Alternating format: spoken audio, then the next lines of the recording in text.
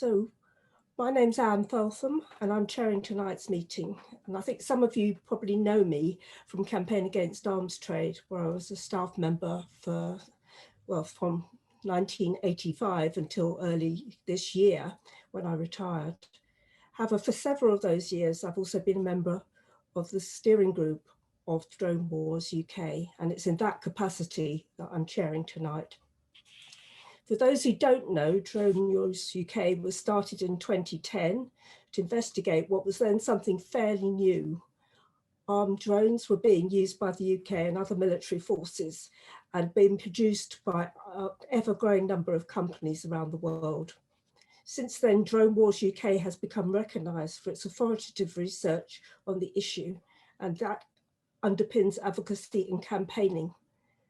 Recently, Drone Wars UK noted that drone use was also moving into the domestic realm, and it set up UK Drone Watch to scrutinise the expansion of the use of drones, and in particular, their use for security and surveillance purposes.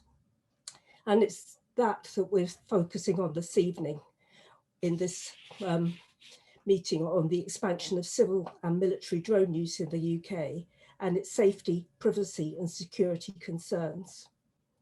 We have three great speakers to kick the discussion off. Firstly, there'll be Tim Street, who is coordinator of UK Drone Watch, and he will introduce the topic, giving an overview of UK drones issues, including privacy and safety, military and police use, and public awareness and engagement. He'll be followed by Bruno Martins, who's a senior researcher at the Peace Research Institute of Oslo, from where he's joining us. And he'll look at drones and the securitization of civil airspace, ethics, borders, and European context. And final speaker will be David Dunn, Professor of International Politics at Birmingham University, who will address security impact of domestic drones. So without further ado, I'll hand over to Tim. I should say they'll each be speaking for about 10 minutes. So over to you, Tim. Great, thanks, Anne. Good to be here. And yeah, please do give me a note if I'm about to get into my 10-minute limit. So yeah, thanks everyone for coming. Like Anne says, I'm a coordinator of UK Drone Watch. And not to repeat too much of what she said, but I think the focus of the campaign is really to think about how we can increase public and parliamentary debate about this issue, about the increase and expansion in domestic drone use in the UK, but also beyond. Our position is that proposals from government and industry to open up UK airspace to a wider range and greater number of drones, particularly large ones, need to be subject to democracy, transparency and accountability. And we also think that controls need to be established to prioritize safety, protect privacy and ensure ethical use of drones. So over the last year, we felt it increasingly important to begin this campaign as we've noticed a significant rise in the domestic use of drones. There's also a lack of public debate about the development. And in addition, the UK is already trialing the UK government is already trialing the use of larger drones for several purposes. So for example, we've seen several police forces use drones to monitor public events and protests. We've seen the Home Office via the Border Force trial drones for patrolling our borders to ostensibly search for migrants on boats trying to enter the UK. And the military, unsurprisingly, is also getting on the act. So Protector, which some of you might have heard of, is the name given to the new armed drone the UK is acquiring from the US from a company called General Atomics. And Protector is going to replace the UK's current fleet of Reaper armed drones, which are used overseas for surveillance and armed strikes, as many of you will know over the last decade. So Protector is a significant increase in capability over Reaper. It's more lethal, it's more dangerous, has greater range, can stay in the air longer, has more lethal weapons and capabilities overall. But the difference, one of the key differences, Reaper drones, other differences, Reaper drones can't fly in the UK for safety reasons, but the MOD Ministry of Defence really want Protector to fly in the UK when it enters service in 2024. And I'll come on to a bit more about that kind of issue a bit later. So in addition to state uses, business and industry also see a big opportunity to use drones for a range of what they describe as dirty, dull and dangerous tasks. So the Department for Transport predicts that there'll be up to 17,000 commercial drone operators in the UK by 2024. But at present, according to the Civil Aviation Authority, there are only around 4,000, which is about a quarter of that number. So, in terms of predictions about where we're going in terms of when this big liftoff will take place, tens or even hundreds of thousands of Amazon delivery drones or drones delivering you a coffee or a pizza, which people think might happen one day, uh, it can appear far off. Who knows when it might happen? A year, 2 years, 3 years. It depends on loads of different things. But what we can say for sure is there's potentially a lot of money to be made in this market. And where there's money, as we all know, there's motivation. So drone enthusiasts are really pressuring the government to let them fill the sky with drones as soon as possible, as soon as it's feasible. So for example, in 2018, consultancy firm PricewaterhouseCoopers published a widely cited report. And in that, they argued if current airspace rules were relaxed, the drone industry could be worth £42 billion to the UK economy by 2030. Now, as I say, we're not sure how certain, how valuable that prediction is. But as I say, it's clear industry believes it will be handsomely rewarded if it can find that golden egg, overcome the challenges preventing the everyday use of drones and start commercializing drone use. So in terms of the obstacles, one of the main problems to the growth of domestic drone operations is the limits that existing airspace rules place on the way drones can be used. They're quite strict, and that's through the Civil Aviation Authority. So if drones are going to conduct longer range flights and a wider range of operations regularly, they'll need to fly what is known as beyond the visual line of sight, or BVLOS, of their operators. So that means that usually drones have to be able to be seen by the operator when they're flying, and this is for safety reasons. Those who want to fly drones BVLOS at present can do that, but they have to get specific permission from the Civil Aviation Authority. And these flights have to take place in segregated airspace, i.e. separate airspace. These permissions are also provided on a temporary basis, and all these restrictions are seen as quite a severe hindrance to getting wider drones being used, or wider drone use, as you'd expect. You want to reduce red tape, reduce regulations, make your operations as friction-free as possible. So this situation has led the drone industry to press the government, as I say, to change the regulations so they can freely fly their drones, BVLOS, across the UK. But as I said, the restrictions exist for reasonable safety reasons. Drones can't reliably avoid other aircraft, while the UK's existing air traffic system lacks the measures to facilitate wider use. Drones pose risks both in the air and to life and property on the ground, and official figures show that near misses between manned aircraft and drones in the UK have significantly risen in recent years. And the problem this raises is that as you get more and larger types of drones in the air, you obviously increase the possibility of a catastrophic incident or even a fatality.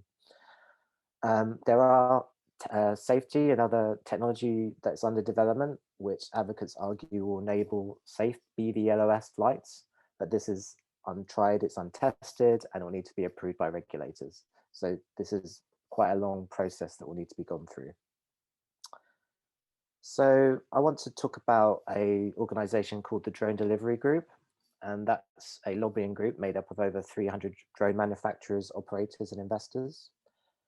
And they're concerned that the government are not doing enough to advance this issue. They think we're behind the curve in the UK. They argue that there's been, quote, a deficiency of concrete progress on the issue, and the government has no clear national strategy. So they have significant frustration about this. That might be true, but it's also true that the drone industry is reluctant to take on the full costs and risks in creating the infrastructure needed for drones to be integrated into UK airspace. They'd prefer the British state to keep on putting subsidies into their pockets and creating the infrastructure to enable this technology instead. So with that in mind, the British Airline Pilots Association observed in 2019 that introducing, quote, safety features to drones that are, quote, built and certified to recognize and accepted international standards has been strongly resisted by some within the drone industry, as it will increase costs. So clearly there's a bit of a struggle here, a bit of a tussle between industry and government as to who's going to actually fund the necessary infrastructure and safety technology. Safety is really also important because that's identified as a key issue amongst the public around drones and increasing drone use. Polling we've conducted ourselves shows that the issue of drone safety alongside privacy and security are key worries for the public. Moving on to the question of privacy, if larger and more powerful drones are giving free access to UK airspace, police and private security companies are likely to use them much more for surveillance purposes. This will allow them to quickly gather large amounts of data through sensors and cameras. Drones can stay much more longer in the air than helicopters or other aircraft, and they can also do it more cheaply.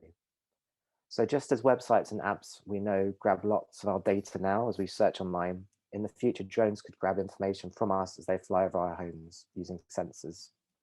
This would obviously be very problematic for technology, especially if, for privacy, especially if it's matched with facial recognition technology and other persistent forms of surveillance. So, and this could also have knock-on effects for marginalized groups who already suffer discrimination from the state. There are also other problems posed by drones, such as environmental impacts, including noise and visual pollution. And hopefully David will talk about the issue of the threats posed by drones to national infrastructure if they become weaponized, and they may also aid criminal enterprises. So in order to overcome these PR problems, the drone industry have seized on the opportunity presented by COVID to develop, use and test BVLOS drones for medical supplies and equipment delivery. The thinking behind this essentially is that they know that there's a problem amongst the public perception of using drones to make money, to fly them in urban environments. So if you get people used to this unfamiliar disruptive technology by doing things that people like delivering healthcare supplies, then eventually people accept them and be more willing to allow them for civil, commercial and military uses. And we're seeing this in the UK now. This year, there's going to be lots more testing for all these different types of purposes. So just to finish up, I'm going to talk about the issue of Sky Guardian. And this is, I talked about Protector earlier, and Sky Guardian's a prototype of Protector. And the manufacturer, General Atomics, want to conduct experimental flights of Sky Guardian in the UK this summer. So it's coming to the UK soon. And it's up to the Civil Aviation Authority to decide, well, we think this month whether these flights can take place from RAF Waddington and from RAF Lossiemouth, which is in Scotland. And during that visit, Sky Guardian is going to demonstrate its capabilities and it's going to participate in military exercises.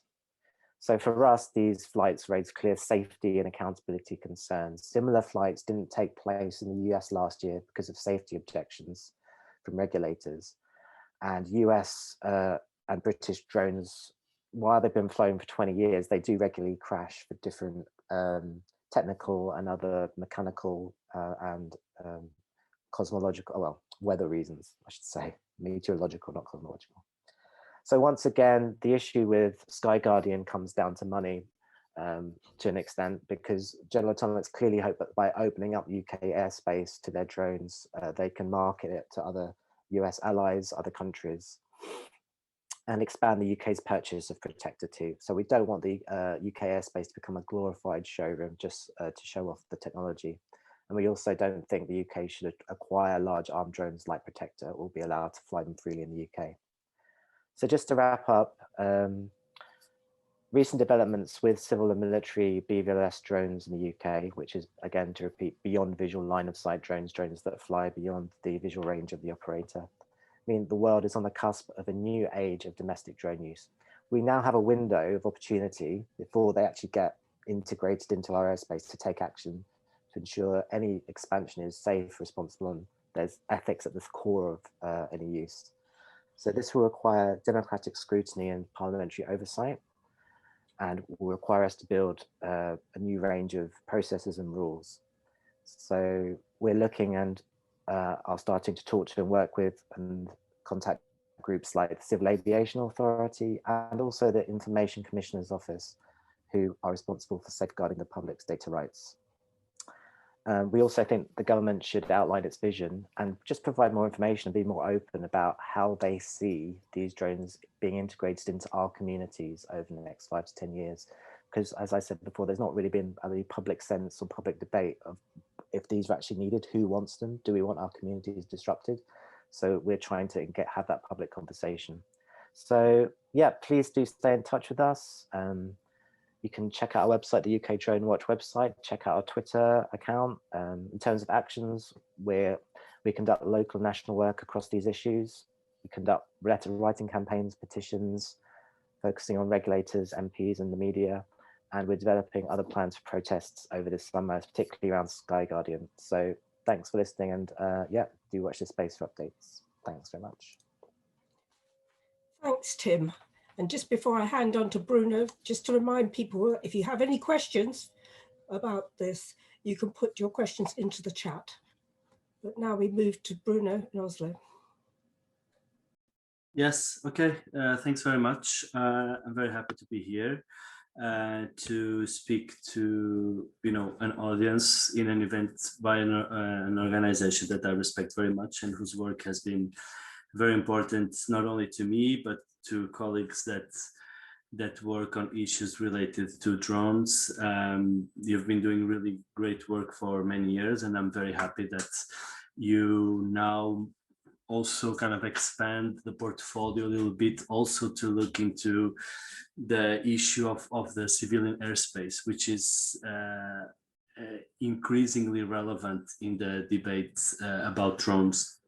I've prepared a few notes to share today in an informal way that I would be happy to continue to to have a dialogue after my presentation in the Q&A, but also afterwards. In the framework of a new project that we have here at PRIO, it's a project that is called Oliveira that will last for the next 4 years, that deals precisely with the regulation of the civilian airspace in the current scenario of the beginning of proliferation of drones. We have a focus on the EU context and on the Norwegian context, but of course, our team is international precisely because there is a lot to learn from different realities. And therefore, I think that the work that you guys are doing in the UK will also be very relevant for us. So what I will be presenting here kind of basically builds upon 2 recent publications that I've published recently with colleagues that I'll be happy to share in the chat afterwards. And I will be, in my presentation, I'll be talking around 2 main ideas. Before delving into that, I decided to call my presentation 3D Security, Drones and the Reconceptualization of Civilian Airspace. And the 2 concepts that I'm working with here are concepts that are theoretically and conceptually very rich, and they really have an impact on how we understand the processes at stake. The first one is security as a derivative concept. So one's understanding of what security is or should be derived from one's political outlook and philosophical worldview. So security understood not as an objective fact, but rather something that changes from context to context and from person to person. And the second concept that I think that is helpful in making sense of all these things is co-production. It's a concept that looks at the way that social order and the way that we conceive of the public space and the public order is fundamentally shaped by the knowledge that we have. Okay, so the way that we understand and the way that we see the world is something that has a fundamental impact on the way that we conceive solutions and developments and social order in a way. And this is something that is, you know, a broader sociological concept, but that is very relevant when we understand technology like drones as socio-technical systems. So not just a technological tool, not just as a platform, but something that, you know, comes out of a particular socio-technical context. So regarding the first idea has to do with the new security problem set that comes with the proliferation of civilian drones. So we still don't have too much of civilian drones in our skies, but we certainly are, you know, witnessing a rise in the use of these drones, not only for recreational purposes, but also for different kinds of commercial purposes. And obviously, as you guys know, you know very well and better than me, drones have it's something that has developed within the military, and that with time, you know, became increasingly used in non-military settings, in particular for surveillance purposes, but afterwards also for cargo functions, so to the delivery of objects. And of course, from a PR perspective, drone manufacturers would say, you know, some of these cargo delivery functions are, you know, of good use, are for humanitarian purposes, you know, to distribute health material, as Tim was mentioning, you know, to collect blood samples, to take them to laboratories, to you know, to provide supplies, etc. But of course, one thing is to have an exceptional use of drones even for these good functions. Other thing is to streamline it in the civilian airspace. And basically what I will try to say here is that the proliferation of drones in the civilian airspace creates new problems that we really need to address. And these problems stretch beyond surveillance. So surveillance is certainly still very important. Surveillance issues with drones in civilian settings have not been sufficiently addressed yet. But basically what I'm trying to say is that we have more than that. And it's important that we make sure that this message is conveyed to regulators as well. And I have a feminist argument that I would like to bring to the table, which is that the state's focus on aggressive, offensive drones and, you know, the development of technology that is increasingly lethal, increasingly powerful and aggressive, has neglected the defensive aspects associated with the proliferation of drones. And this made states and societies vulnerable to drone threats, because once the technology proliferates, we don't really have the technology to counter that. Okay, and this is so me and together with some colleagues, we made a report precisely on counter drone systems and responses, potential technological responses to potential threats caused by drones in mostly metropolitan areas. And it's really quite clear that the technology to counter drones lags behind significantly the technological state of the art of the drones themselves. And no example is better than what happened at Gatwick Airport some 2.5 years ago, right before Christmas, where we saw that we saw in full display this complete mismatch between a reality of a country that employs some of the most aggressive strike armed drones in the world, the UK, being completely vulnerable and helpless in face of what seemed to be off-shelf drones that brought chaos to Gatwick Airport, stranded hundreds of thousands of passengers, closed the airport, right before Christmas, full chaos. So I think this is really interesting, and it really shows that the process by which technology's development is not something that happens in a vacuum. Rather, it's something that emerges out of particular values that are ingrained in society.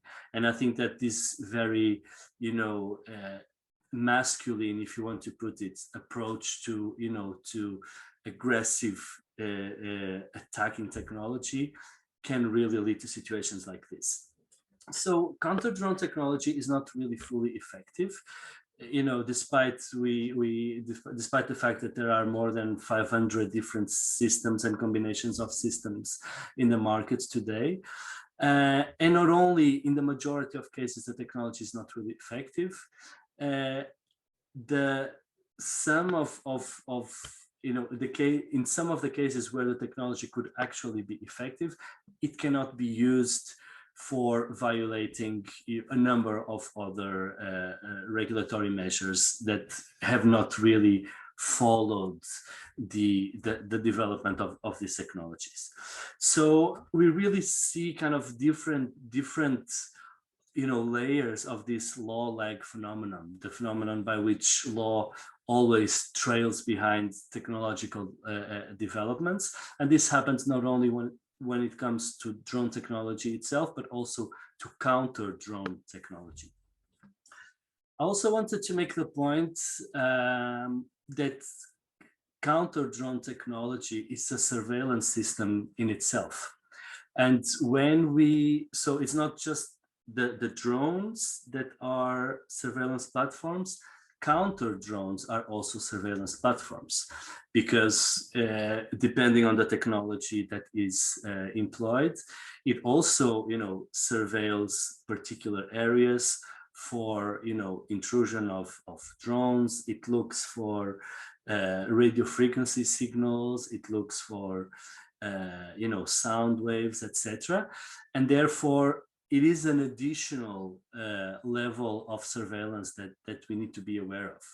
So, and basically what I'm trying to say is that allowing more drones in the civilian airspace will necessarily, not only lead to more surveillance by the drones, but also it will trigger a response based on counter drone technology that itself is an additional surveillance platform. So it's important that we are aware of this, and this this is also that can cause psychological stress on people, increasing elevation of threat perception, etc. So when we think about the technology, we also need to know that the responses will also trigger some problems.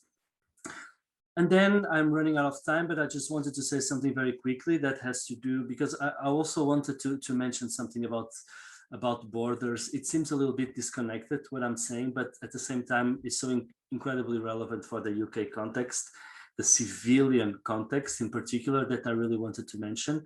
If we consider that the maritime border between the UK and France is highly surveilled with drones. And what I'm trying to say is that drones really became increasingly understood as crucial for the management of migration into Europe. And this is something that doesn't happen in a vacuum.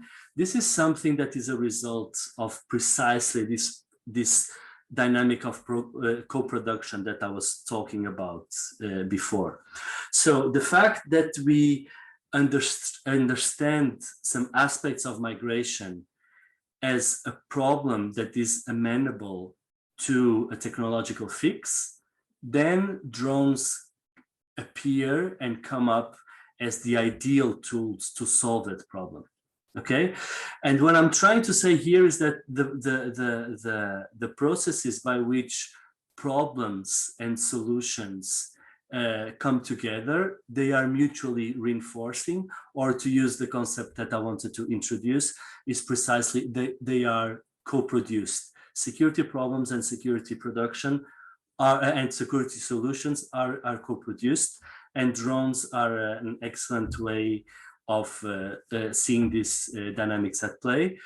We have an article on this that I will refer to in the chat if you want to have a look, and I'm very happy to answer to some questions. Thanks. Thank you very much, Bruno. That's very helpful.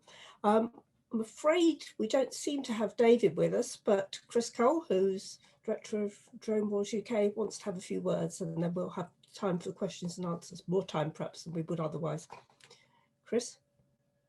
Yes, well, thank you very much, and hello everybody. Unfortunately, we were expecting David Dunn from Birmingham University to join us and to speak about this issue, and in particular the impact or the potential impact of national infrastructure and how drones are being used by organised crime in the UK, and how to challenge it and counter that. It isn't something, I'm afraid, that I know a great deal about, but just to say a few words, a little bit about something that Tim and Bruno have both said. Tim, the kind of two issues I think that are prominent for us in this area is privacy and safety. And one of the things that I've been doing over the last few years is tracking drone crashes. And to a large extent, we feel that drones have become normalized in a way that, you know, we see small drones quite a lot.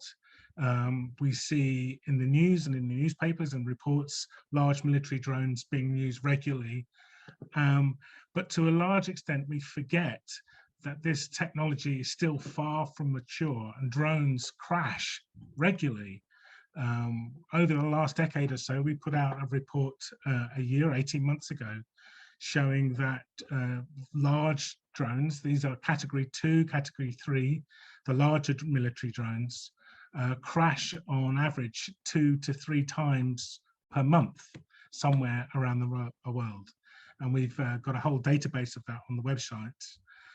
And there is no particular reason for this. There is a vast array of reasons. Technical, as Tim said, engine failure, electronics failure, also meteorological, I'm sure as well, cosmological as well. But weather has a huge impact on drones. The communications infrastructure fails. Like with all our Wi-Fi connections, it's very difficult to have a good constant connection, and command and control can often be lost.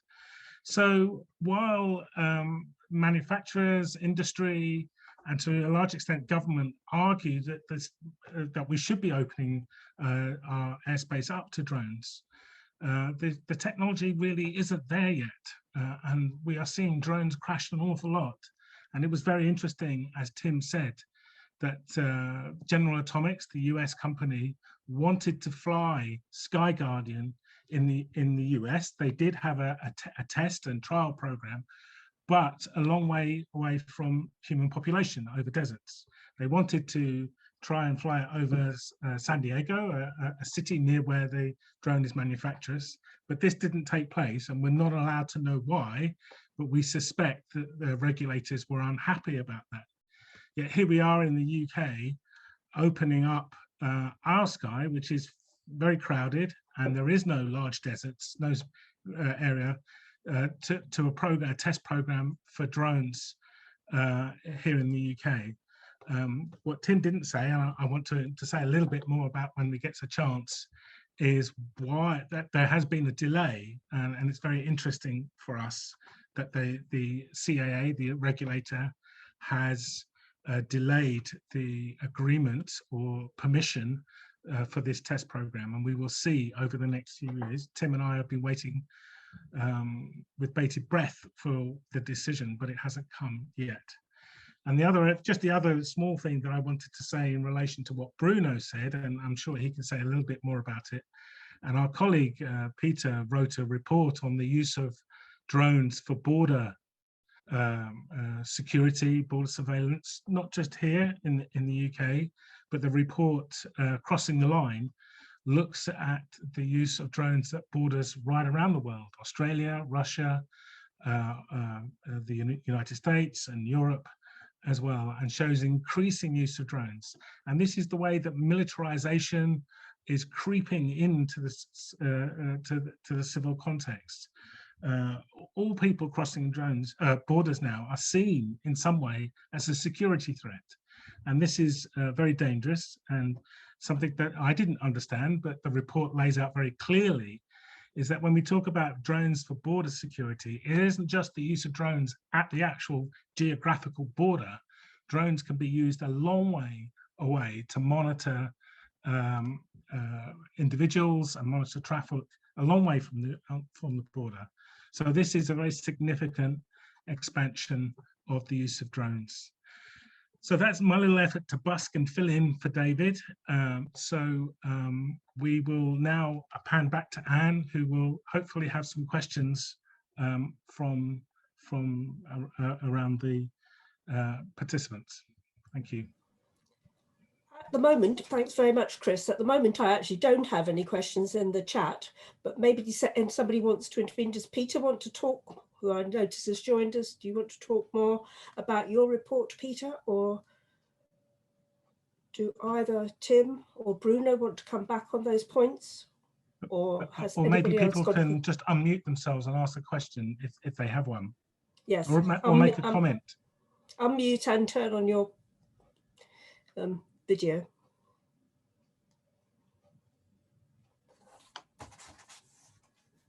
If you don't, I would have one for Bruno, which is basically, you mentioned the Gatwick Airport thing. How would you have responded to that, or what would you have seen as a kind of response to that? He's kind of talking a bit about how the counter drone is as bad as the drone in many ways. I'm not quite envisaging what either the counter drone is or how that incident might have been responded to. Well, I wouldn't say that the counter drone is as bad as the drone. I think that the message I was trying to convey is that the narrative around counter drone technology is mostly a narrative that talks about lack of efficiency. And that is certainly a dominant feature and should be a dominant feature of the discourse. But I wanted to highlight that there is actually wider and broader implications beyond just the lack of efficiency. So counter-drone systems can rely upon different technologies. They have the objective, they can have kind of different objectives. They can be about locating one particular drone. They can be about trying to identify specifically which drone is it, or where is the pilot of the drone located. But it can also be technology that is used for mitigation. So basically to disrupt the trajectory of the drone, either by jamming the radio frequency system, or engaging with actual kinetic force. So kind of these are different technologies and different systems that exist both in the military and in the civilian realm, but the ones in the civilian realm still pose significant problems. For example, in some cases, counter drone systems that exist in the vicinity of airports have had many instances where they mix drones with birds, for example, and that of course decreases the reliability of the system and the trust in the system. I think that what the Gatwick incident shows is that the counter drone technology that that either the counter drone that existed back then was not efficient, or the fact that counter drone technology did not exist at all back then. And what some critical infrastructure should have is precisely technology that works. So I think that and we have seen cases where airports have been closed for a few hours across the world since. And of course, the technology, exactly as Chris was saying, it's not only that the drone technology is not fully mature, the counter drone technology is not fully mature either. But as time goes by, I think that the idea is that this, a situation like Gatic in such a critical infrastructure building should not happen again. I think that's perhaps the best answer I can give. Thank you very much. Now I've got a question from Anna Jackman. Anna, did you want to actually ask it yourself? Or would you rather I read it out? Is Anna there? If not, she's asking. She says, thanks for the great presentations. Would it be possible to hear more about what kinds of drone threats beyond safety you anticipate in domestic UK skies? And also to hear more on the growth of drone use in the emergency services in the UK and what you feel about that. I don't know who wants to go first, maybe Tim? Should I have a quick go?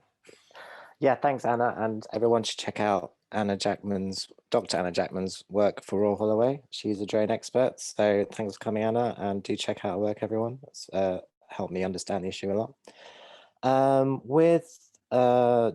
I guess with drone threats in UK skies, like the first thing to start with briefly would be military, and just on that we heard the other day, and you can check out UK Drone Watch and Drone Wars Twitter feed.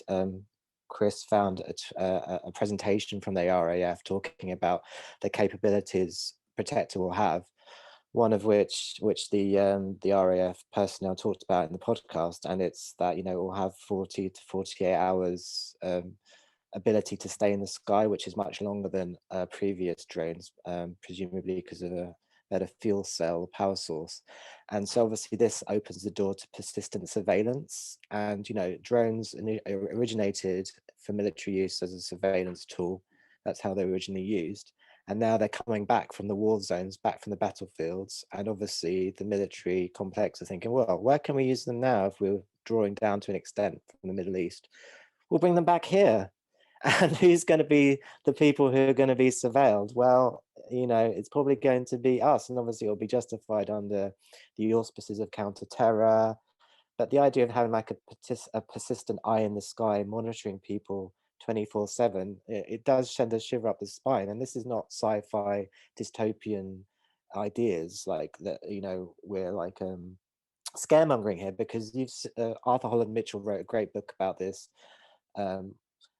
And the US military and US authorities have trialed this in the US in terms of like having a permanent monitor monitoring cities to almost rewind and catch criminals. So they can, if you monitor a city 24 hours a day, then you can see how and where crimes are committed. And this is huge privacy and civil liberties and human rights concerns, and we're just not talking about it. So I think that is something I'm very concerned about, just as a British citizen. And the fact that they, are they going to be armed? Are these drones going to be armed flying in UK skies? That's another thought we haven't really talked about very much.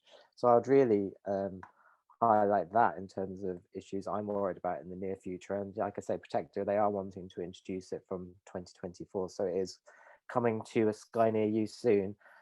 Very briefly on the emergency services issue, I think it's a double-edged sword, isn't it? Because like we live in a very militarized society in the UK, highly militarized.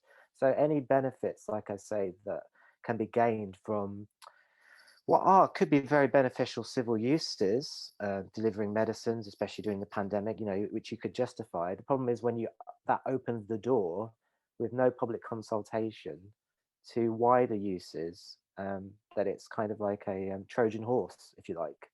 to justify and normalize, as Chris has said, the use of drones. So I'd cautiously welcome those things in limited circumstances, but like I said, we have to keep an eye on the growth of this technology and really understand how it could be used for more nefarious, less democratic purposes. Thanks, Tim. Do you want to come in at all, Bruno, or anybody else for that matter? Yeah, I could add a little something about the potential risks or drone threats in civilian context. I think that Tim covered very well the scenario, or the potential scenario of law enforcement abuse. We've seen quite clearly and quite explicitly in the US during the Black Lives Matter protests from 1 year ago, precisely the kind of system that are, you know, a combination of drones, but also with some satellite imagery being, you know, used in these extremely powerful cameras to monitor civil unrest. So I think that is actually a reality already. At least it was in some US cities. But of course, there are many other, you know, potential drone threats. You know, the use of drones for all sorts of criminal purposes, which may include, you know, smuggling into prisons, which is a use that is extremely common all over the world. That is perhaps one of the most common uses of drones in civilian settings. We have seen cases of use of drones for industrial espionage, where, you know, drones are used for, you know, companies spying on each other. We've seen the use of drones to conduct politically motivated attacks, as we've seen in Venezuela some 3 years ago against President Maduro. So kind of these are the kind of things that people immediately think about beyond, together with the issue of potential police use. We also have other cases where drones can be used as a form of political activism. For example, it is not unlikely that environmental groups use drones precisely to cause disruption that is, you know, motivated by environmental concerns, for example, against meat producing factories, against airports, against oil refineries, etc. So people in different, of course, depending from metropolitan area to metropolitan area, people think about these different contexts. Drones have also been used to cause annoyance on you know, VIPs or political figures, you know, royal family in some countries, other politicians, etc. So I think that this provides for quite a good illustration of how creative drone use can be for nefarious purposes. And of course, the more drones you have in the air, the more difficult it would be, you know, to keep track of all these activities and to make sure that with time you distinguish between a cooperative drone and a non-cooperative drone. Yeah. Thank you very much, and thank you for putting your publications into the chat. So anybody who wants those, the links are there. I could just add something, if that's okay. Sure. Just on in terms of, we kind of tend to see this, and you know, it is our focus of the kind of military and security use, but we forget, just as with when mobile phones were invented, it was impossible to see how they would be used. And I think we will have the same with the commercial and corporate use of drones. It will be it's very difficult to now to see. One example that's often given is that local gardening companies, for instance, local may use drones to surveil their local area to look at gardens and, you know, what's going on in people's property, so they could do much more direct mail and direct marketing. We've all seen over the last decade or two how much marketeers focus on the individual, both through the internet, through apps and cookies and things like that. And also we're all plagued, well, I'm certainly plagued by phone calls from marketeers. And drones are going to add to that, and it's going to really have an impact, I think, on our quality of life, and is a threat to our quality of life through the commercialization use of drones. And I think a lot of this, as Bruno has just said, will be unaccountable. It will be very difficult for individuals, if they see a drone flying over them, once they're able to fly beyond visual line of sight, to see who is accountable for that drone. And that's one of the issues that we want to take up with the Information Commissioner, et cetera, et cetera. So that's just another issue around the kind of threats from drones. Okay, the questions are coming in now. From Alan McKenna on the surveillance and security issues. What does the panel think about concerns of widespread use of Chinese-made technology? Don't know which of you want to take anything about Chinese technology, or I can say one or two things, but I also wanted to add to what Chris said. I think it's an extremely good point about, you know, illustrated with the example of the gardening, because we should really understand this as something that is, again, not happening in a vacuum. So and also another point that I need to make in order to be able to get to the real point that I want to make, which is, I think that we shouldn't put, from my perspective, too much focus on demonizing drone manufacturers, because I think that we need to understand that a lot of regulators actually want more drones. And it's not just that they want it because they have been, you know, lobbied for, or they have been convinced by manufacturers.